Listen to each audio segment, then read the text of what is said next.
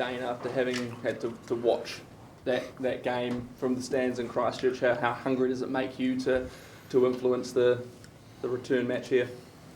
Yeah, like I suppose you feel everything, regardless if you're not playing or you're playing in the team. But yeah, I'm just keen to, I suppose, add a bit of my experience, my impact, and just firstly just do my job. That's the most important thing.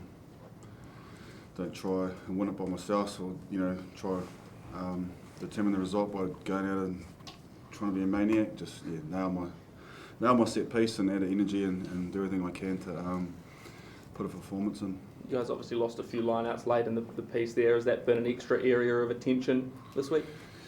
Yeah, we did look at it, and yeah, it's all, I suppose, outside you always think it's the hooker's fault. So there was a few things that we probably mucked up as a pack, but yeah, there's been a little extra detail, just trying to nail those throws. And as a hooker, I've been there, and get around codes, and we've all had those situations that we've let ourselves down. So we just got to work as smarter as a pack and make sure we nail those crucial moments when we get the chance. Ardie, from a leadership point of view, especially around the discipline last week, has that kind of been a greater responsibility put on the leadership group to try and tidy up that discipline that I suppose let them back into the contest? Yeah, it's I think it's all up to the individuals that are on the park. It's just not being accurate in the scenarios and the situations that we're put in. So we've been working really hard in that, and like Colsey said, just trying to do our job, but obviously have a feel of how the officials are officiating the game and adapting to that as quick as possible, so that we're not giving Ardie the opportunities to just build points and build pressure. So something that we're training. Just on that, Ardie, how do you think it'll be different with Nick Berry refereeing this weekend as opposed to last weekend's referee? I'm not too sure, mate. I know it's going to be, a physical battle between both teams. So there's going to be a lot of bodies lying around the breakdown, a lot of people going for the ball. So I think we got to just obviously do our bit, but also try and, I guess, feel on how the rest refereeing the breakdown, or have a chat to them before the game, and be able to go from there. Just at the end of last weekend's game with the penalty a couple of minutes out, whose call was it to go kick for the corner?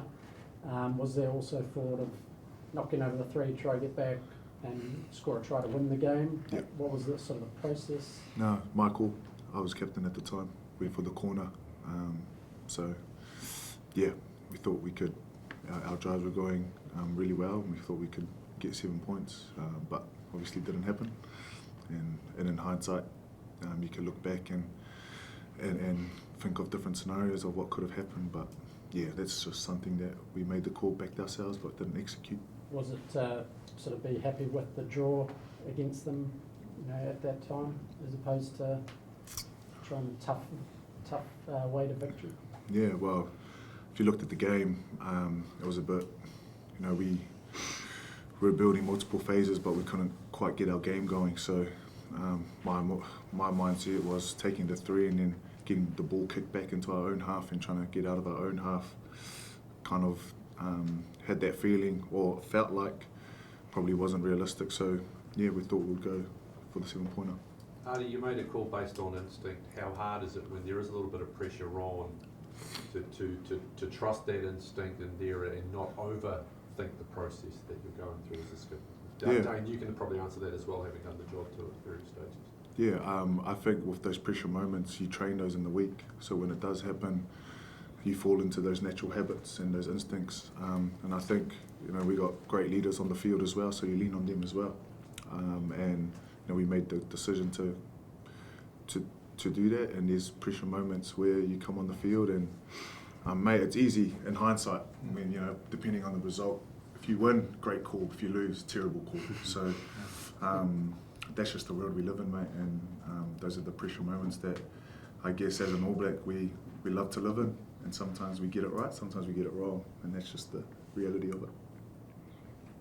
Yeah, I think you do a lot of thinking around the mental side of sport and life. Yes. Yeah, I mean, just how would you describe the kind of mindset, the mental sort of state that you guys are in at the moment, and how important is getting the right mindset to kind of fixing some of these problems you're having as a team?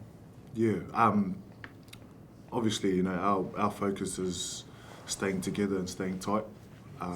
Really, and actually being really accountable to ourselves and in terms of what's going wrong in our game and what we have to do.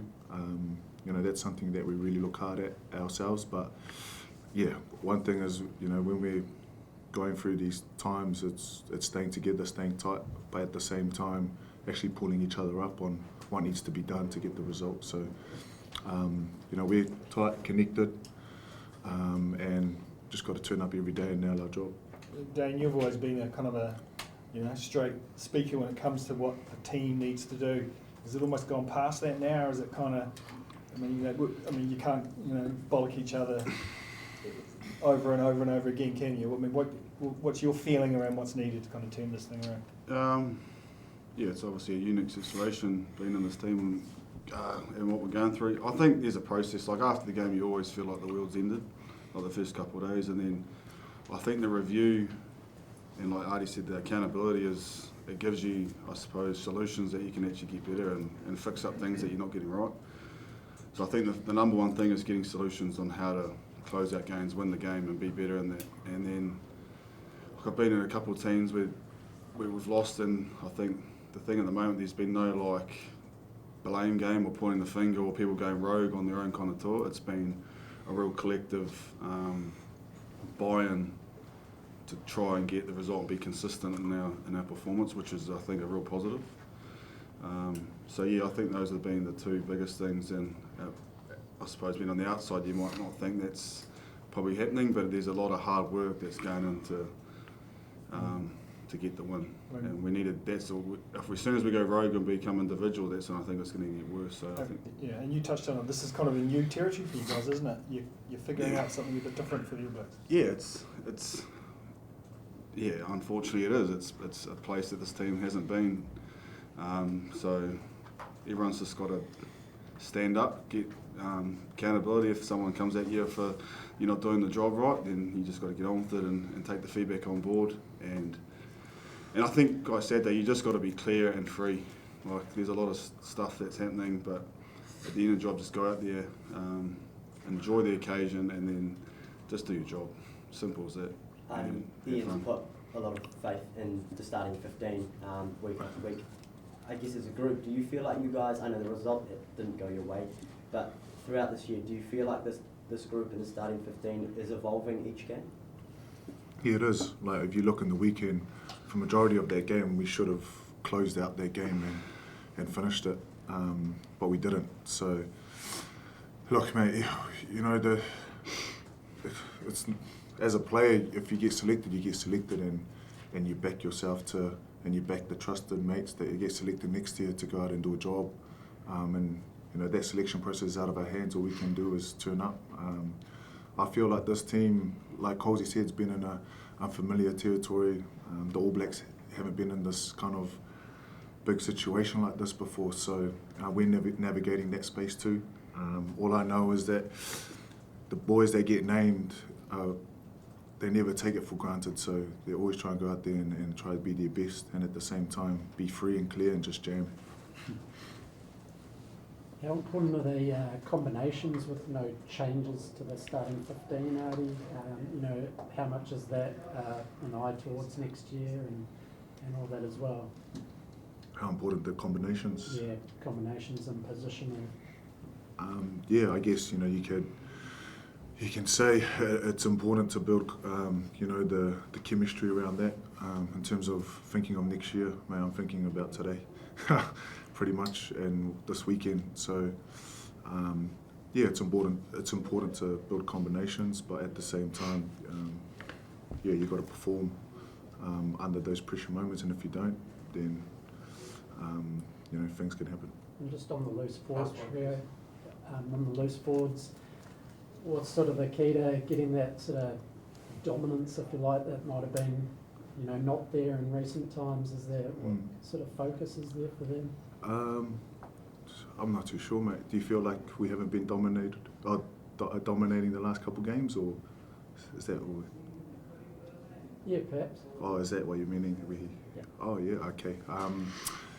Yeah, I mean, I felt like the Lucy's, have been kind of fronting up, and we're just trying to navigate the space of just new breed of players. I think for so long, New Zealand's been used to Rito, the McCaws, the Jeromes, that have been quite amazing, and you've got a bunch of new boys coming through, and myself as well, that are trying to stamp their mark.